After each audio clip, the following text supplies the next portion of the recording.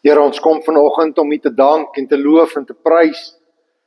Dankie Here dat U die een is aan wie ons die eer kan bring. Here, wil U nou saam met ons kom tyd spandeer. Here, U ken ons tyd, ons omstandighede. U weet wat het ons hier gebring, U weet wat gaan hierna gebeur. U is die een wat weet van die goed en van die sleg in ons lewe. Here, U weet dit alles. U is met dit alles bekend. Niks wat ons is, of wat ons weet, of wat ons doen, of gedoen het, is voor U verberg nie. Here, ons kom sit nou by U voete. Here, kom bring ons in U troonkamer. O groot koning, skepper van die heelal. U wat regeer oor alles wat is. By U wil ons kom sit. Van U wil ons hoor. Ons wil vra, Here, kom spreek in ons lewens in, kom spreek in ons harte, kom spreek in ons gedagtes in. Here, kom inspireer, kom motiveer, kom daag uit.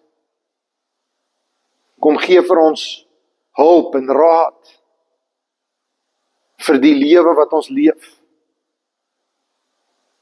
Dankie Here dat U by ons is, om ons is, in ons is. Spreek Here. Ons luister. Amen. Ja, ek wil sommer baie welkom sê aan almal wat by ons aansluit, ook via die video. Ek was klaar op 'n paar opmerkings gewees vanoggend oor wat ek aan het. Ek wil maar net sê, jy weet, as 'n gewone ou in sy midlife crisis is, dan kry hy 'n Harley, of hy gaan koop vir hom 'n afslaankap kar. Nou, as 'n dominee of 'n leraar van 'n gemeente 'n midlife crisis bereik, en ek is nou 50, dan gaan jy op Timo en jy kry 'n paar nuwe baadjies. So, die volgende paar weke gaan jy dalk 'n nuwe baadjie of twee sien. En ek gaan dalk die hele tyd, of elke nou en dan 'n bietjie die aircon aansit, selfs in die middel van die winter hier bo my. Vrouens noem dit menopause, dan moet ons sê mans dit seker noem female pause. Maar, so. Ek wil maar net sê baie welkom. Dankie dat jy by ons aansluit. Ons begin vandag 'n reeks boodskappe oor die Heilige Gees.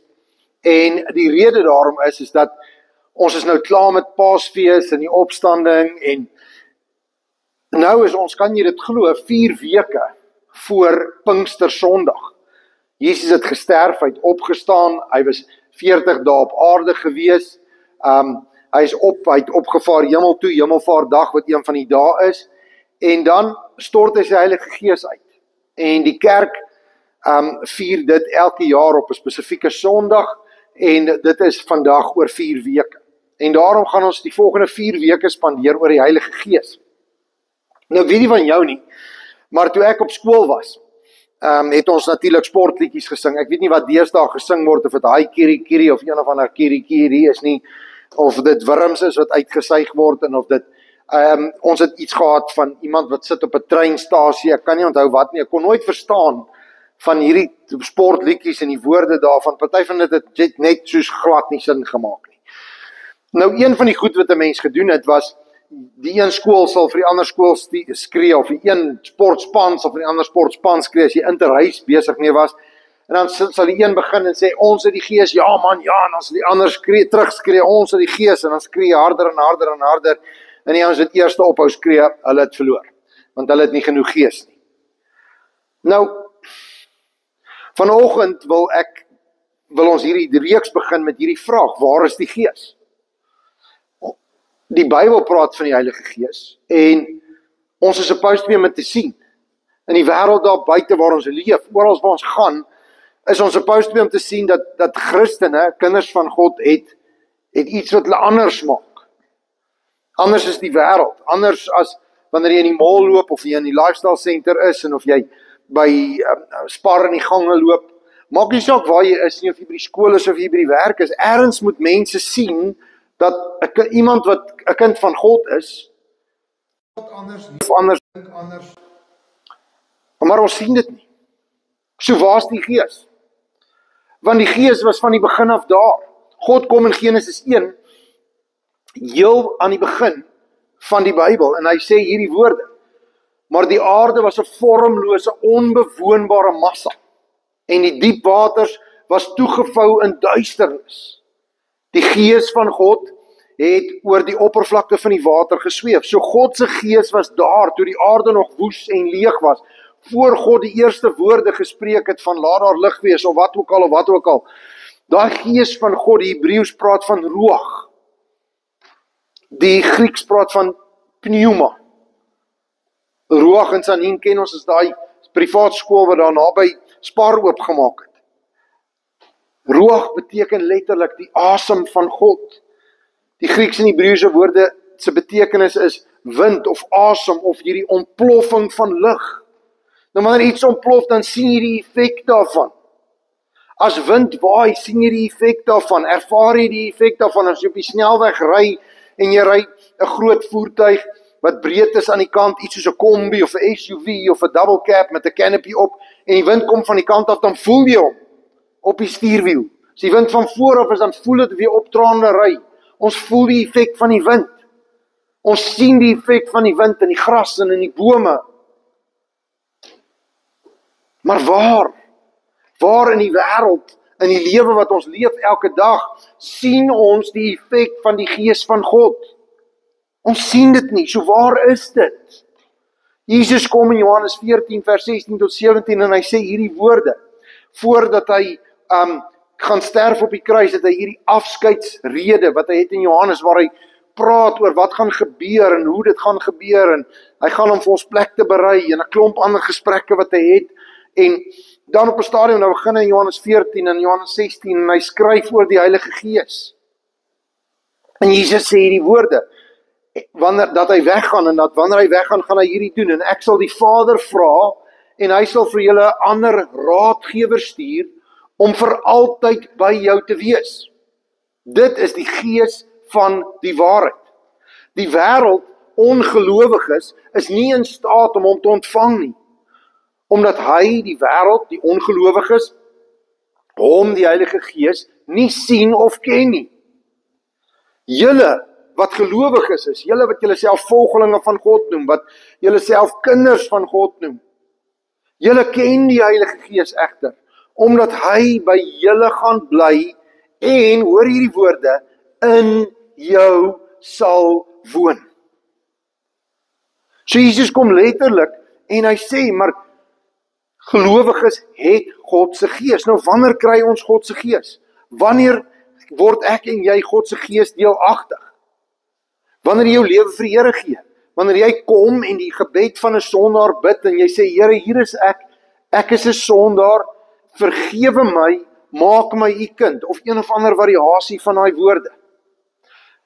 Die oomblik wanneer jy jou lewe vir die Here gee, dan kom hy en hy vul jou met sy Gees, sy volle Gees, nie helfte nie, nie in stukkies nie, nie net 'n bietjie nie, sy volle Gees, sy Gees soos dit in Paulus was, sy Gees soos dit in Jesus was.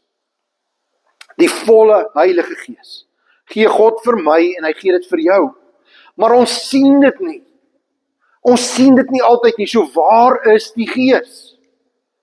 Daai Griekse woord wat vertaal word in Johannes as die raadgewer, is die woord parakletos, en hy het verskeie betekenisse. En elke een van daai betekenisse is woorde wat Jesus later gebruik en wat die Nuwe Testament gebruik oor die rol, die posisie, die plek van die Heilige Gees in my en jou lewe. As deel van God se drie-eenheid, ons het God die Vader, God die Seun en God die Heilige Gees. Almal God, almal gelyk, moeilik om te verklaar, moeilik om te verduidelik. Ons breine sukkel om dit te snap. Die maklikste manier wat ek het altyd vir iemand verduidelik, water is stoom, water is vloeistof, water is ys, maar al drie is water.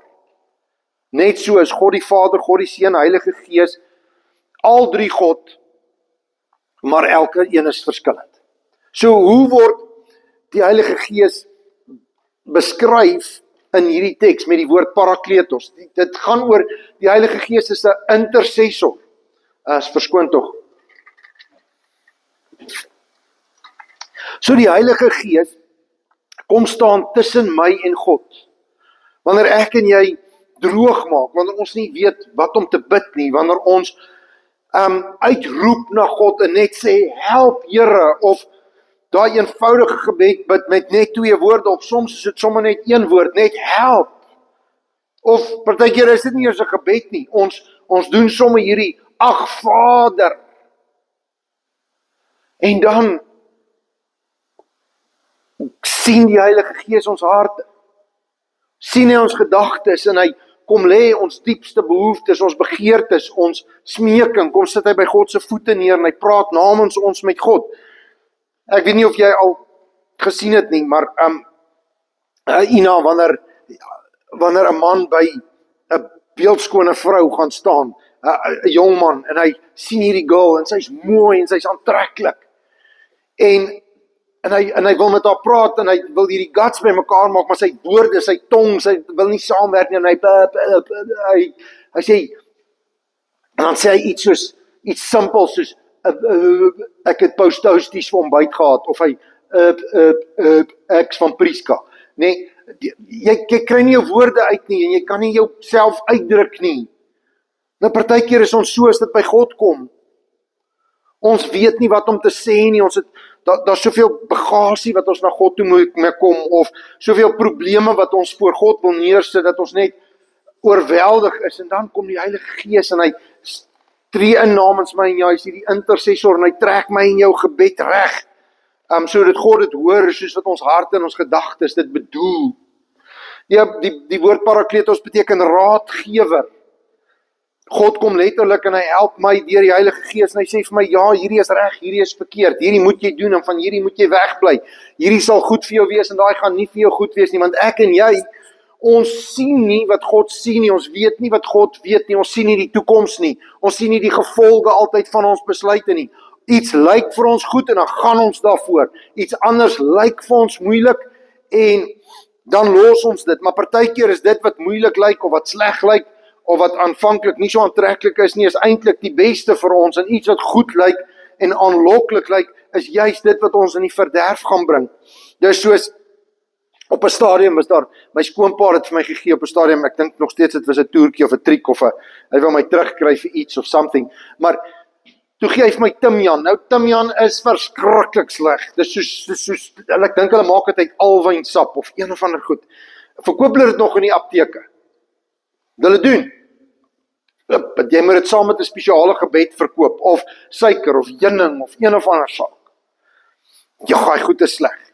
Nou, die probleem is ons as mense, jy sien iets is sleg, jy weet iets is, of dit lyk vir jou sleg, en dan probeer ons dit vermy, maar timjan was eintlik goed vir jou, en dit is goed vir jou, is goed vir jou liggaam. En partykeer, dan vermy ons iets wat aanvanklik vir ons sleg of moeilik is, en ons gaan vir die maklike roete, maar dis eintlik die een wat die Here wil hê ons moet van wegbly, en dis wanneer ons die Heilige Gees nodig het, as 'n raadgewer. En die Heilige Gees kan ons trooster wees. Hy is die een wat daar is, wanneer ons iemand verloor, wat ons lief het, wanneer ons nie die punte kry op skool wat ons wou, of op varsity nie, wanneer iemand by die werk met ons lelik is, of een of ander ding gebeur en jy troos nodig. Nou, 'n jong man, die eerste keer wat want mans hou nie daarvan om te huil nie, hulle voel nie hulle het 'n trooster nodig nie, ons mans is mos cowboys, don't cry, jy weet, daai tipe situasie.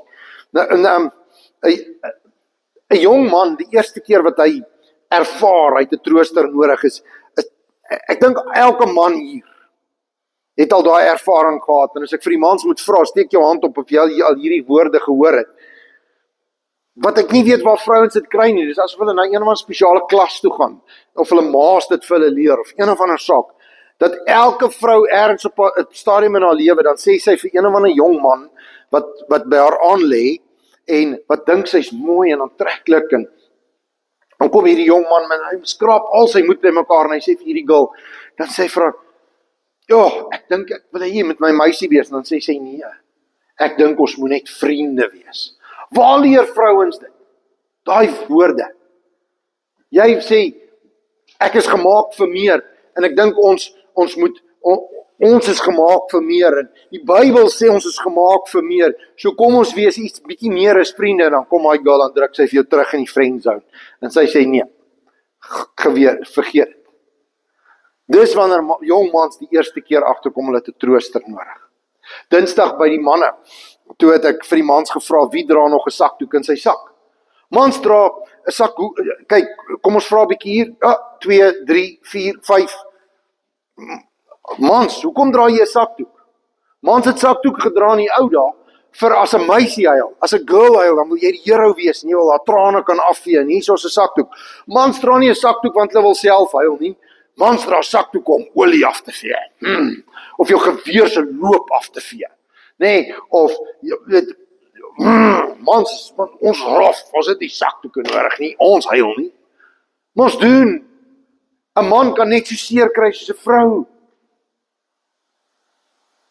En God sê, wanneer jy alleen is, wanneer jy hartseer is, dan is die Heilige Gees daar om te troos. Die Heilige Gees is 'n advokaat. Met ander woorde, die Heilige Gees kom en stel jouself voor in die hemel is daar hierdie hofsaak. En God is die regter. En aan die een kant is die aanklaer, is die duiwel. Die Bybel praat van die duiwel as 'n aanklaer. En hy kom na God toe en hy sê, Johan het te vinnig gery oor die spoedgrens, of Johan het dalk 'n bietjie van 'n stopstraat so 'n bietjie nie raak gesien nie, of Johan het sy neer verloor en iets gesê wat hy nie moes nie, of wat ook al, en dan kom hier die Heilige Gees en hy sê, ja, dit is so, Johan het daai goed gedoen, maar Johan is u kind. Jesus het gesterf vir sy sonde. En dan tree die Heilige Gees op as 'n advokaat vir my en vir jou, en hy in daai regsaak voor God, sodat God herinner word dat ek en jy as was sondaars, maar deur Christus se genade is ons gered. Die Heilige Gees is ook ons helper. Die een wat vir ons krag gee, wat vir ons bystaan. Daai ondersteuning, daai steunpilaar wat jy nodig het. Wanneer jy voel jou knie is te swak om jou te dra. Wanneer jy net voel jy is by die einde van jou krag, dan kom die Here deur sy Gees en hy bekragtig jou en hy sê net vir jou, kom, nog een tree, nog een voet voor die ander een. Dis wat die Heilige Gees doen, maar hoekom sien ons dit nie? Hoekom leef soveel gelowiges? Hoekom leef gelowiges daar buite in die wêreld, ek en jy, hoekom leef ons sulke geeslose lewens? Nou, daar's 2 redes, en die eerste is omdat ons onbewus is van die Heilige Gees. Nou, die probleem hier is gedeeltelik die kerk se skuld, en ek vra verskoning daarvoor. Kerke, veral Afrikaanse kerke, het vir baie lank die Heilige Gees so 'n bietjie in 'n boksie gesit en gesê, as die Heilige Gees uitkom, dan gebeur daar dan weird goed, en mense doen allerlei snaakse goed, as hulle onder beheer kom van die Heilige Gees. So, kom ons underplay dit so 'n bietjie, kom ons hou dit so 'n bietjie op die agtergrond, kom ons praat oor God die Vader, en oor Jesus die Verlosser, maar die Heilige Gees, en ons dalk so bietjie, en dit het gemaak dat mense, gelowiges, onbewus is van die Heilige Gees. Paulus praat daarvan. Dan sê hy sê hierdie woorde, sê hy, of nie Paulus nie, Lukas praat daarvan, wanneer hy Handelinge skryf, dan skryf hy hierdie woorde, terwyl Apollos in Korinthe was, het Paulus deur die binnelandse gebiede van Klein-Asië, Efese toe gereis. Nou daar, by Efese het hy 'n klein groepie gelowiges gekry, en hy het vir hulle gevra, het julle die Heilige Gees ontvang toe julle begin glo het? Want ons het ons nou gehoor, dis wanneer jy die Heilige Gees kry, wanneer jy jou lewe vir God gee, wanneer jy begin glo in God, wanneer jy jou vertroue, jou hoop, jou verwagting stel in God, wanneer jy begin glo, dan kry jy die Heilige Gees. So Paulus vra, het julle die Heilige Gees so ontvang? En dan antwoord hulle hierdie woorde, ek dink hulle was Afrikaans. Hulle antwoord hierdie woorde, hierdie paar gelowigetjies daar in die woestyn of somewhere. En hulle sê, ons het nie eens gehoor dat daar 'n Heilige Gees is nie. En dis die probleem, is dat onbewustheid van die Heilige Gees maak dat mense nie die Heilige Gees se rol in hulle lewe erken of raak sien, of ingestel is op die Heilige Gees nie. Sien, die ding is met die Heilige Gees, is die Heilige Gees is soos, in die dae voor Apple CarPlay en voor Android Auto, het jy hierdie ding gehad, so MacGaffer tool ding, saak, stuk tegnologie wat jy in die kar se lighter indruk, net so, En dan, hy was so weird vorm gewees, en dan het hy so partykeer so skermpie of knoppies bo-op, en dan praat daai ding met 'n spesifieke frekwensie met die radio, en hy maak met daai frekwensie koneksie met jou foon, en dan praat die foon met daai ding, en daai ding praat met die radio, en dan kan jou foon antwoord, of jy kan jou GPS hoor, of wat ook al. Maar eers moet hierdie ding getune word, want daai ding werk op 'n spesifieke frekwensie, en dan moet jy op die kar se radio, moet jy nou kyk, totdat jy nou ingestel is, en die frekwensies pas by mekaar. En net so ek en jy as gelowiges, ons moet ingestel wees op die Heilige Gees. Ons moet weet, die Heilige Gees is daar, en omdat hy in my lewe is, en omdat dit God se stem is in my lewe, moet ek myself op die Heilige Gees instel, en ek kan net myself op die Heilige Gees instel, as ek van die Heilige Gees bewus is. Die tweede rede hoekom ons so min van die Heilige Gees sien, is dat sommige mense openlik weerstaan die Heilige Gees. Hulle sê, weet jy wat, ek wil nie luister vir die stem van God in my lewe nie. Hulle doen dit nie, dalk nie so blaatant nie, maar hulle, jy weet, dis hierdie van, ek het my hart vir die Here gegee, maar dis nou hoe dit is. En Paulus kom, of nie Paulus, weer eens nie Paulus nie, dit in Lukas se boek wat hy geskryf het oor die kerk, Handelinge, skryf hy hierdie woorde, julle hardkoppig is. In jou hart is jy soos 'n nie-Jood nie. Julle is doof vir die woord van God. Moet jy al ewig die Heilige Gees weerstaan, die woord van God, die stem van God in jou lewe. Jou voorouers het dit gedoen. Hier praat hy van die mense in die Ou Testament natuurlik, né? Die Heilige Gees was daar, maar het hom totaal geïgnoreer. Dan sê hy, nou doen jy dit ook. Ons doen dit. Sien, ek en jy, wanneer ons lewe vir die Here gee, ons kry die Heilige Gees, dan kom die Heilige Gees in sy volheid in jou. Ons het dit klaar vir mekaar gesê, maar die probleem is ons gee nie onsself in volheid aan die Heilige Gees nie. Daar's gedeeltes in ons lewe waar ons die teenwoordigheid van God, die Gees van God nog weerstaan in ons lewe.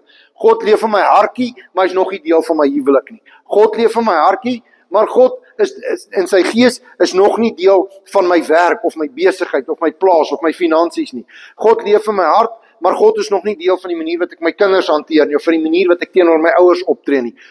Verstaan jy, God is nie deel van die manier wat ek my finansies bestuur nie, of God is nie deel van die manier wat ek my kar bestuur nie. En soos wat jy groei in jou geloof, kom ek en ek besef, maar God en God se stem en God se Gees, ek moet beheer oorgee van hierdie aspekte van my lewe, want God het deur aan die kruis sy seun 100% gegee vir my, en ek moet myself 100% vir God gee. Ek kan nie net my hart vir hom gee nie. En so lê ons stuk vir stuk van onsself af, en gee ons meer en meer van onsself in beheer van die Heilige Gees, maar tot dan weerstaan ons die Heilige Gees, in ons huwelik, of in ons besigheid, of wat ook al. En dis hoekom ons nie die Heilige Gees sien daar buite nie, hoekom dit lyk of gelowiges geeslose lewens leef, want of hulle is onbewus van die Heilige Gees se rol in hulle lewe en plek in hulle lewe, of as gelowiges weerstaan ons die Heilige Gees, want ons is bang God vat oor in aspekte waar ons eintlik wil beheer hê. So wat doen die Heilige Gees? En dis waar hierdie hele saak inkom van, ek wil God weerstaan en ek is bang vir sy beheer, want ons wil nie hê dat iemand moet namens ons met God praat nie. Ek weet wat ek wil sê, ek sal met God praat. Nee, jy dink jy weet wat jy wil sê, maar ek en jy praat met God die Vader, en ons ken vir Jesus as verlosser, en die Heilige Gees is daar, en hy tree vir ons in, en dis die heilige drie-eenheid, maar ek en jy het in ons die onheilige drie-eenheid, me, myself en I.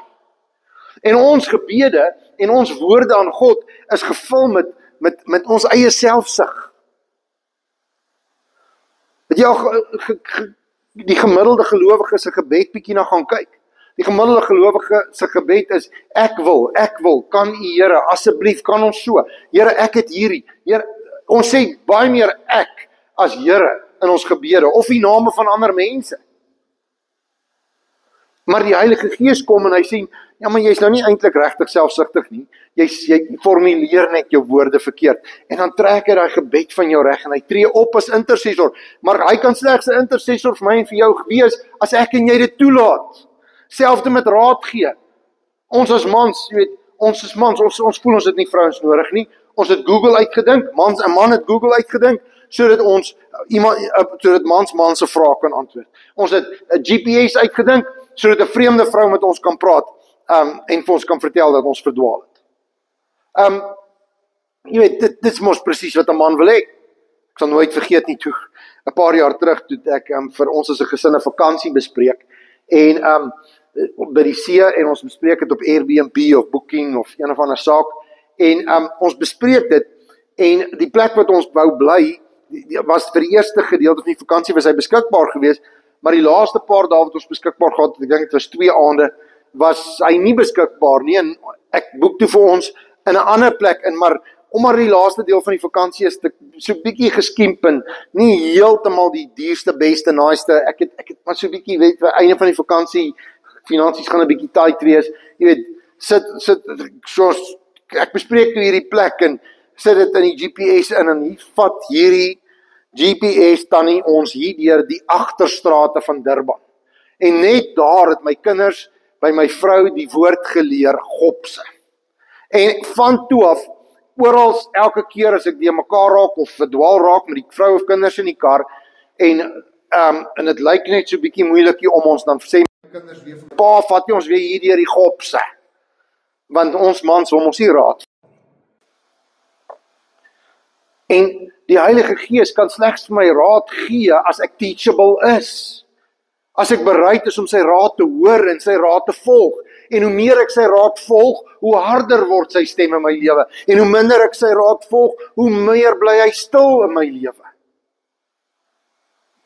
Dieselfde met troos, die Heilige Gees wil ons troos, hy wil vir ons daar wees in ons oomblikke van swakheid, in ons oomblikke van hartseer, en wanneer ons lewens gebroken is, of ons harte gebroken is, of ons relationships gebroken is, en ons het iemand nodig om ons te troos, die Heilige Gees wil daar wees, maar in daai oomblikke, ons voel ons het nie die Heilige Gees nodig nie, ons verdrink ons self eerder in 'n bottel, of ons drink 'n klomp pille, of ons gaan ref ons kar, of ons gaan slaan iets stikkend, of ons wat ook al, in plaas van dat die Heilige Gees ons troos, soek ons troos op verkeerde plekke. En so kan ek aangaan, die ding van die advokaat, of dat die Heilige Gees my helper is. Ons laat nie toe dat die Heilige Gees helper is nie, ek kan self regkom, baie dankie, as jy iets wil gedoen hê, dan doen jy dit self. Dis die houding wat ons het. Mans, vrouens, almal van ons. Julle klomp vrouens saam in 'n kombuis gesien.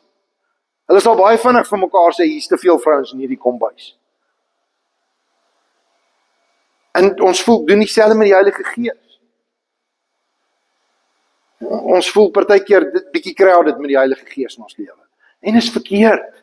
Ek en jy moet die Heilige Gees toelaat in ons lewe, om ons intercessor te wees, om ons raadgewer te wees, om die een te wees wat ons troos, nie wat ons help. Sien, dit werk so. God het sy Gees vir ons gegee, sodat ek en jy in hierdie lewe nie die Gees hoef te gee nie. Maar ons probleem is God gee vir ons sy Gees, maar ons gee nie oor aan die Gees nie, en daarom lyk ons lewens asof ons die Gees gaan gee.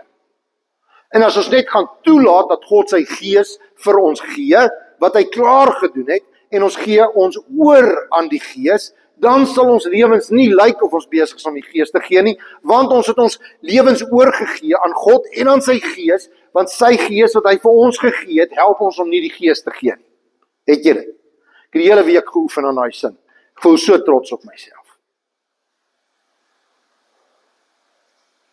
God gee sy Gees om my en jou te help, om vir ons in te tree, om ons raad te gee, om ons te troos, om vir ons op te tree wanneer die duiwel ons aankla, om ons te help wanneer ons swak is.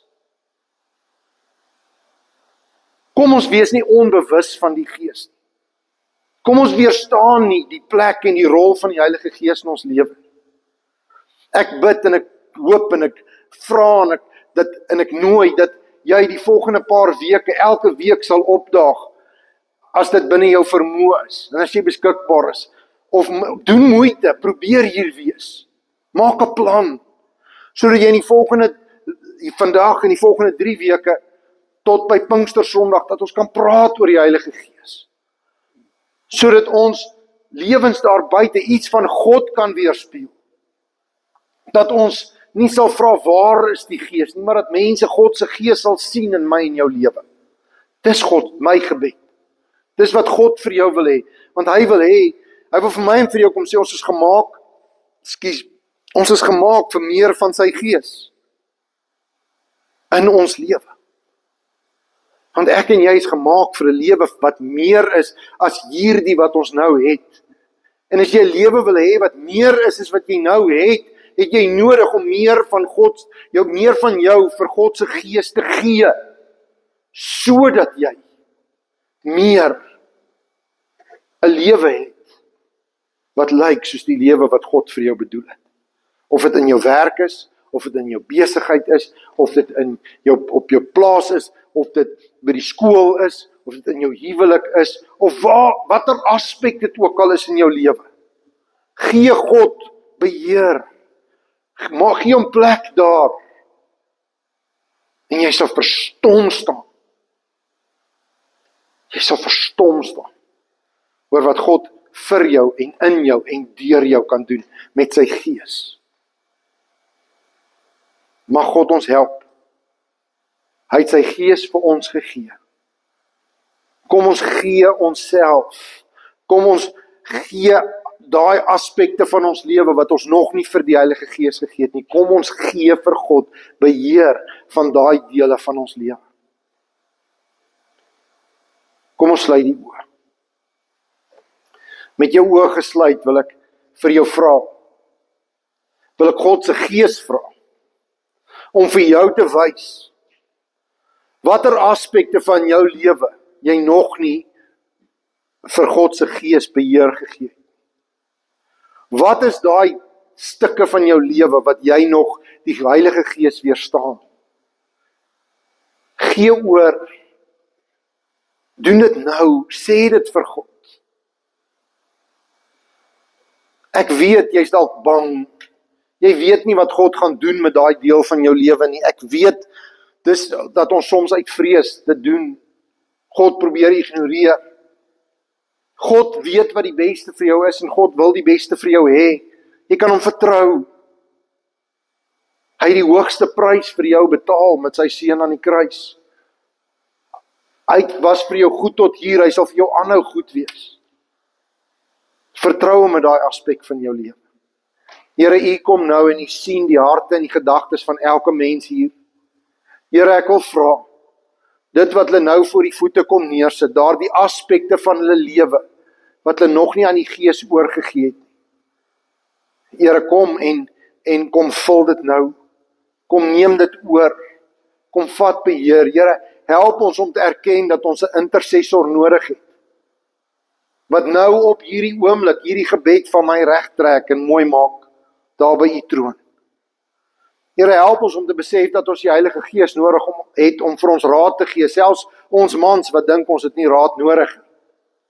Here, help ons om te onthou dat ons het 'n advokaat nodig wat namens ons intree, ons het 'n trooster nodig in ons moeilike tye, ons het 'n helper nodig wanneer ons te swak is om onsself te help. Here, dit is wat U deur U Gees vir ons wil kom doen. Mag ons onsself nie te hoog en te belangrik ag om dit nie toe te laat nie. Here, U weet wat in hierdie week voorlê. Help ons deur dit alles. Kom, Here, deur U Gees. Vul ons, neem beheer en stel ons ore in ons harte en ons gedagtes in op U stem, op U leiding. En mag ons dit gehoorsaam wees. Selfs al lyk dit wat U ons wys moeilik of risiko. Selfs al is ons bang vir die tree wat U deur U Gees vir ons wys, Here, mag ons dit neem. Mag U Gees ons dra elke oomblik van elke dag van hierdie week wat voorlê. Dit bid ons, Here, in U naam. En nou kom sit ons by U voete neer. Ons tiendes en ons offergawes. Want Here, U is goed vir ons en U sorg vir ons. En U vra terug, ons 10de, die maatstaf van ons dankbaarheid. Ons gee dit met blymoedigheid, Here. Ons bid dit in U naam alleen. Amen. Jy kry nou geleentheid om die Here te dien met jou 10des en met jou offergawes. Ontvang nou die seën van die Heilige Gees, die Here God wat sy Gees in jou gegee het. Kom en hy sê hy is konstant teenwoordig in jou lewe en daarom kan God sê, ek die Here is vir jou goed en ek sal vir jou goed wees. Ek die Here sien jou raak want ek is in jou en by jou. En ek gee vir jou my liefde elke oomblik want ek is elke oomblik daar vir jou. Deur my Gees sê die Here en ek sal jou goedgesind wees sê die Here. En ek sal vir jou voorspoed gee sê die Here. So verbind die Here hom aan ons deur sy Gees wat in ons lewe. So kom bewys die Here. Hy is ons Vader en ons is sy kinders. Mag elke een van ons gelei word deur God se Gees. Nie net in die week wat kom nie, maar tot en altyd. Amen. En mag God se Gees jou nou lei om te gaan koffie drink en lekker koekies te eet. Totsiens. Die Here seën jou. Lekker week.